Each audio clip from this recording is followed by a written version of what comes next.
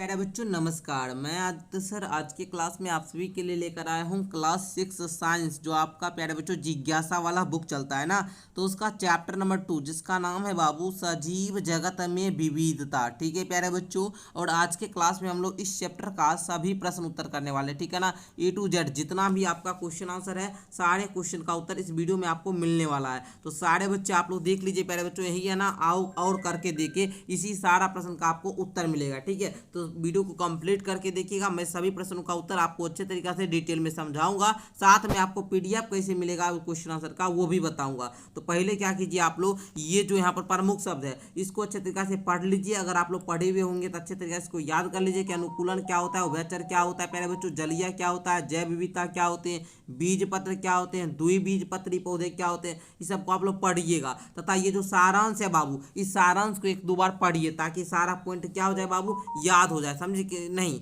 आप लोग समझ गए ना, इसको याद कर लीजिए। ठीक है प्यारे बच्चों, आइए अब हम लोग क्वेश्चन आंसर करना शुरू करते हैं। आपका फर्स्ट क्वेश्चन कहता है यहाँ दो प्रकार के बीज दिए गए हैं। पहला बीज तो बाबू गेहूं का है, उसके बाद दूसरा बीज आपका राजमा का है। कहता है आप इनके पौधों की जड़ों और पत्तियों के सिरा विन्यास में क्या अंतर पाते हैं। आप लोग बताइएगा बाबू कि जो आप देख रहे हैं ये दो बीज, ठीक है ना, आप जो ये दोनों प्रकार के बीज देख रहे हैं, आप इनके पौधे की जड़ों और पत्तियों के सिरा विन्यास में क्या अंतर पाते हैं। तो बच्चों देखिए हम यहाँ पर दे चुके हैं, आप लोग को उत्तर किस प्रकार से लिखना है चलिए हम आपको समझाते हैं। लिखिएगा कि गेहूं के पौधों में रिश्तेदार जड़ें और समांतर सिराओं वाली पत्तियां होती है, राजमा के पौधे में मूसला जड़ें और जालीदार सिराओं वाली पत्तियां होती है, यही अंतर पाते हैं। तो हमने यहाँ पर दे दिया। प्यारे बच्चों आप लोग में बहुत सारे बच्चों का क्या आदत है कि वीडियो को रोक देते हैं और लिख लेते हैं आंसर। नहीं, अगर ऐसा कीजिएगा तो बाबू आपको पीडीएफ नहीं देंगे और आपको ग्रुप में भी नहीं ऐड करेंगे। ठीक है, अगर क्लास 6 वाले बच्चे हैं, अगर आप लोग ग्रुप में जुड़ना चाहते हैं तो नीचे डिस्क्रिप्शन बॉक्स से आप लोग मेरा ऐप भी डाउनलोड कर सकते हो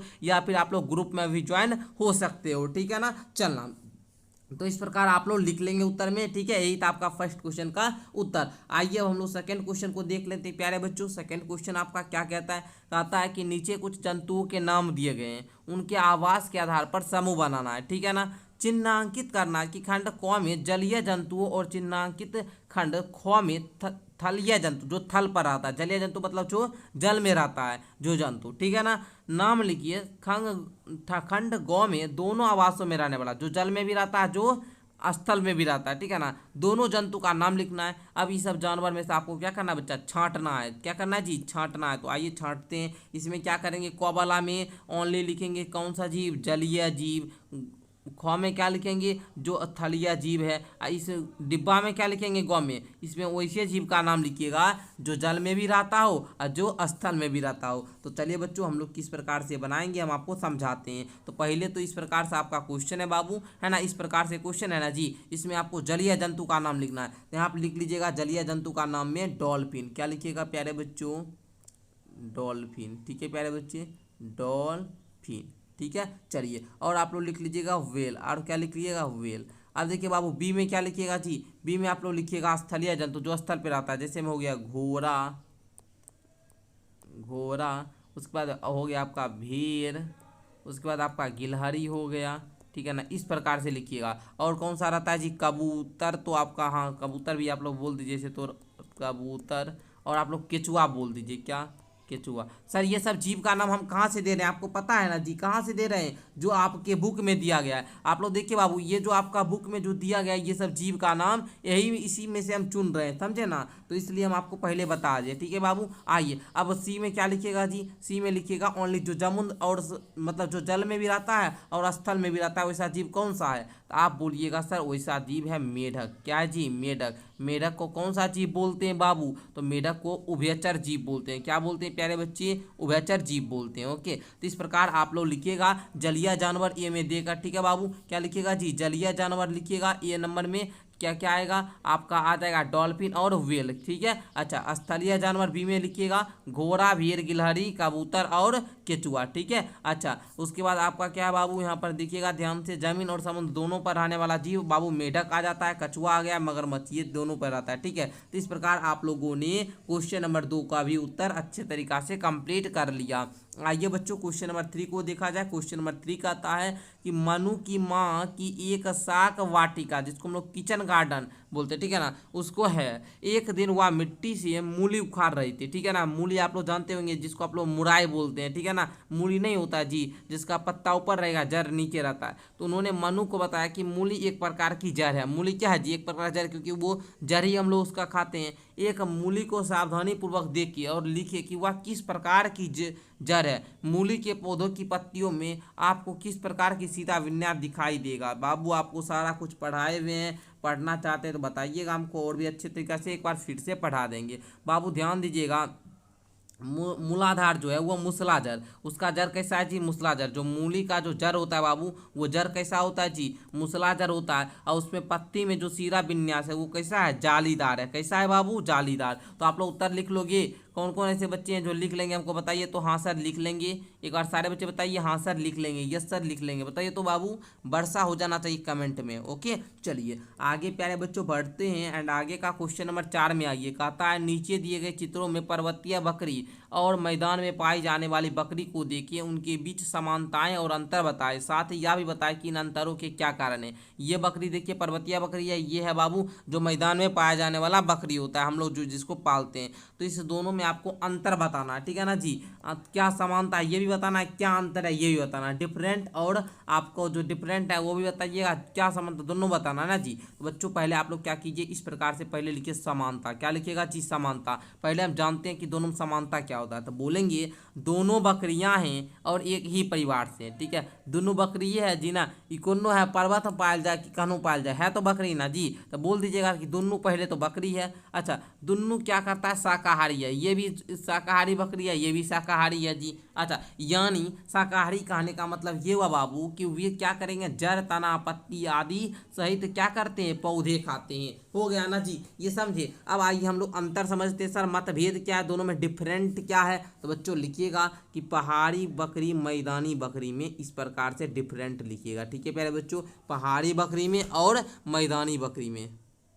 तो बच्चों चलिए मैं आपको समझाता हूँ। देखिए समानता तो आप लोग समझ गए दोनों बकरी में, लेकिन मतभेद अंतर लिखने के लिए आपको इस प्रकार से पहले कॉलम बनाना है। इधर लिखिएगा बाबू पहाड़ी बकरी, इधर लिखिएगा मैदानी बकरी। अब हाँ नंबर 1 पॉइंट देकर लिखिएगा कि जो पहाड़ी बकरी होते हैं वो ठंडे पहाड़ी तापमान से बचाने के लिए मोटा लंबा क्या होता है जी, फर होता है। लेकिन मैदानी बकरी में लिखिएगा बाबू कि ये गर्म जलवायु के लिए उपयुक्त छोटे फर होते हैं। जो हाईलाइट कर रहे हैं बाबू वो कहाँ लिखना है जी, मैदानी बकरी में लिखना है, ठीक है। क्या लिखिएगा कि गर्म जलवायु के लिए उपयुक्त क्या है, इसके छोटे फर हैं। अब देखिए बाबू दूसरा अंतर क्या है जी, दूसरा अंतर है कि आमतौर पर अधिक गठीले मांसल इलाकों, है ना, मांसल चट्टानी, ठीक है प्यारे बच्चों, चट्टानी इलाकों पर चढ़ने के लिए अनुकूलित है। कौन, पहाड़ी बकरी, ठीक है ना। लेकिन जो मैदानी बकरी है ये क्या है, समतल खुले क्षेत्रों के लिए उपयुक्त पतला शरीर है, ठीक है, ये मैदानी बकरी का। तो दो अंतर समझे आप लोग। पहला अंतर क्या था जी कि पहाड़ी बकरी जो होगा सर वो ठंडे पहाड़ी तापमान से बचने के लिए मोटा लंबा फर होता है, लेकिन जो मैदानी बकरी है बाबू वो गर्म जलवायु के लिए उपयुक्त क्या होते हैं, छोटे फर होते हैं। लेकिन अब दूसरा अंतर में लिखिएगा कि पहाड़ी बकरी आमतौर पर अधिक गठीले मांसल चट्टानी इलाकों पर चढ़ने के लिए अनुकूलित होते हैं, जबकि जो मैदानी बकरी होता है ये समतल खुले क्षेत्रों के लिए उपयुक्त इसका पतला शरीर होता है। तीसरा देकर लिखिएगा बाबू कि चट्टानी सतहों पर बेहतर पकड़ के लिए खुरदरी बनावट वाली विशेष खुर होती है। किस पर, तो बच्चा पहाड़ी बकरी को, है ना, पहाड़ी बकरी को। लेकिन मैदानी बकरी के लिए तो खुर समतल घास वाली भूमि पर चलने के लिए अधिक उपयुक्त होते हैं। किसको जी, तो मैदानी बकरी को। किसको बाबू, मैदानी बकरी को, ठीक है ना। तो थोड़ा सा कॉलम बनाकर आप लोग लिख लीजिएगा, एक बार बोल दीजिए हाँ सर लिख लेंगे, इतना तो हम कर ही सकते हैं, ठीक है। तो अच्छे तरीके से आप लोग लिख लेना। ओके प्यारे बच्चे, चलिए आप लोग बहुत अच्छे बच्चे हो जो इतना मेहनत करके आप लोग अच्छे तरीके से बना लेते हो, ठीक है ना बाबू। चलना आगे देखना। क्वेश्चन नंबर 5 को कहता है कि पाठ में चर्चा दी गई विशेषताओं के अतिरिक्त किसी अन्य विशेषता के आधार पर निम्नलिखित जंतुओं के 2 समूह बनाए। पहला गाय, तिलचट्टा, कबूतर, चमगादड़, व्हेल, ये सब का 2 समूह बनाना है और दोनों में बताना है, ठीक है ना। चलिए हम क्या करते हैं, दोनों का समूह बनाते हैं, ठीक है ना। चलिए तो पहले लिखिएगा बाबू ये सब जानवर था ना, तो लिखिएगा हम इन जानवरों को रीढ़ की हड्डी होने और ना होने के आधार पर 2 समूह में बांट सकते हैं, ठीक है ना। पाठ में चीज़ नहीं दिया जी, हम बोल देंगे कौन जानवर रीढ़ की हड्डी होता है, कौन जानवर रीढ़ की हड्डी नहीं होता है। इस प्रकार इस सब जानवर को 2 भाग में 2 कॉलम में बांट सकते हैं, ठीक है ना। पहला कॉलम आप लोग बनाइए जल्दी से कि रीढ़ की हड्डी वाले जानवर जानवर, जिन जानवरों में रीढ़ नहीं होती है, जिन जानवर, ठीक है बच्चों। तो इस प्रकार आप लोग दो को कॉलम बनाइएगा, ठीक है ना। एक बनाइएगा ऐसे इस प्रकार से, रीढ़ की हड्डी वाले जानवर, एक बनाइएगा जिन जानवरों में रीढ़ की हड्डी नहीं होती है, ठीक है ना बच्चों। तो इस प्रकार से कॉलम बनाकर आपको लिखना होगा। तो चलिए प्यारे बच्चों, मैंने यहाँ पर बांट दिया, आप लोगों को मेहनत नहीं करना पड़ेगा। लिखिएगा कि रीढ़ की हड्डी वाले जानवर, है ना, उसमें आ जाता है बाबू गाय, कबूतर, चमगादड़, कछुआ, व्हेल, मछली, छिपकली। जिन जानवर में रीढ़ की हड्डी नहीं होती है उसमें आता है तिलचट्टा, टिड्डा। तो इस प्रकार मैंने आप लोगों को क्वेश्चन नंबर 5 को भी अच्छे तरीका से कंप्लीट करवा दिया। तो सारे बच्चे बताएंगे हाँ सर कंप्लीट हो चुका है। आइए बच्चों क्वेश्चन नंबर 6 को अब देखा जाए। क्वेश्चन नंबर 6 कहता है जनसंख्या के बढ़ने और मनुष्य द्वारा अधिक सुविधाजनक जीवन की चाह में विभिन्न आवश्यकताओं की पूर्ति के लिए वनों की कटाई की जा रही है। यह हमारे आसपास के परिवेश को कैसे प्रभावित कर सकता है। अब बताइए, जनसंख्या बढ़ रहा है तो लोग रहने के लिए क्या करेगा, जब वन को काटेगा ही ना। अरे मान लो कि हमको घर में क्या सुविधा चाहिए, खिड़की, धूप आ रहा है खिड़की चाहिए, खिड़की के लिए हमको लकड़ी चाहिए, खिड़की बनाने के लिए तो हम वन काटने लकड़ी लेंगे। तो अपनी मनुष्य जीवन की चाह के लिए, विभिन्न आवश्यकता की पूर्ति के लिए क्या कर रहा है, वन की कटाई कर रहा है। तो हमको अपना बताना कि इससे क्या प्रभावित होगा, ठीक है ना, इस परिवेश से क्या चीज़ प्रभावित होगा। तो बच्चों उत्तर में आप लोग किस प्रकार लिखोगे उत्तर में कि वनों की कटाई के कारण वृक्षों और अन्य वनस्पतियों का विनाश, जलवायु परिवर्तन, जैव विविधता की हानि, मृदा अपरदन, बाढ़ आदि का कारण बन सकता है। हम इसे चुनौती का समाधान निम्नलिखित तरीकों से कर सकते हैं। पहला, पुनः वृक्षारोपण और वृक्षों की कटाई पर प्रतिबंध लगाना। दूसरा, वनों की कटाई की गंभीरता से निपटने के लिए नियमों और कानूनों को लागू करना। ठीक है बच्चों, तो इस प्रकार आप लोग बोल दीजिएगा सर क्वेश्चन नंबर 6 का उत्तर में किस प्रकार से आपको लिखना है। आइए बच्चों क्वेश्चन नंबर 7 को देखा जाए। क्वेश्चन नंबर 7 कहता है फ्लोचार्ट का विश्लेषण करें, इसे क ख में कौन कौन से उदाहरण हो सकते हैं। तो बच्चों देखिए यहाँ पर पौधा है, हाँ क्या इसमें पत्तियाँ हैं, हाँ तो इसमें आप लोग को इस पर बताना है इसके बारे में थोड़ा सा। तो बच्चों किस प्रकार से बनाओगे, आइए हम आपको समझाने का प्रयास करते हैं।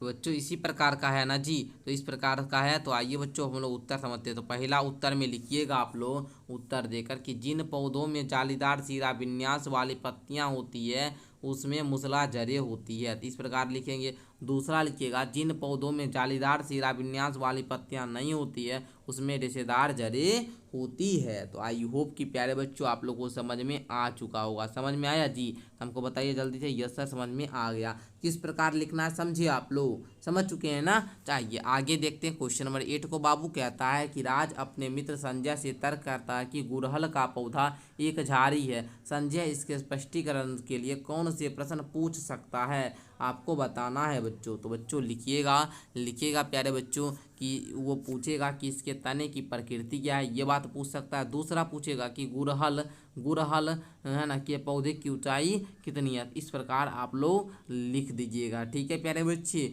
जो संजय स्पष्टीकरण के लिए प्रश्न पूछेगा ये दो प्रश्न पूछ सकता है। तीसरा ये भी पूछ सकता है कि क्या गुड़हल के पौधे का तना जो होता है वो काष्ठीय होता है अर्थात स्ट्रांग होता है जी। ये प्रकार इस प्रकार आप लोग ये तीनों क्वेश्चन लिखिएगा। आइए बच्चों क्वेश्चन नंबर 9 को देखते हैं। क्वेश्चन नंबर 9 कहता है प्यारे बच्चे कि तालिका में कुछ आंकड़े दिए गए हैं, आंकड़ों के समूह के आधार पर इन पौधों का उदाहरण पता लगाना है। क में दिया है बाबू बीज का प्रकार है द्विबीजपत्री, जड़ का प्रकार है मूसलाजर। आपको बताना है उदाहरण में, ठीक है ना, मूसलाजर के उदाहरण में आपको बताना है। तो बच्चों आप लोग कैसे बताइएगा हमको एक बार बताइए तो सारे बच्चे, ठीक है। तो देखिए हम यहाँ पर दे चुके हैं अच्छे तरीक़ा से, आप लोग लिखिएगा कि समूह ए का जो पौधे में क्या समानता है, समूह बी के पौधे में क्या समानता है। तो पहले आप लोग लिखिए बाबू यहाँ पर जल्दी से, यही ना बोल रहा था लिखने के लिए जी, समूह ए के पौधे में क्या समानता है और समूह बी के पौधे में क्या समानता है, यही ना बोल रहा था, ये दोनों नहीं बोल रहा था क्वेश्चन। तो आइए बच्चों उत्तर में आप लोग लिखिएगा किस प्रकार हम आपको सिखाने का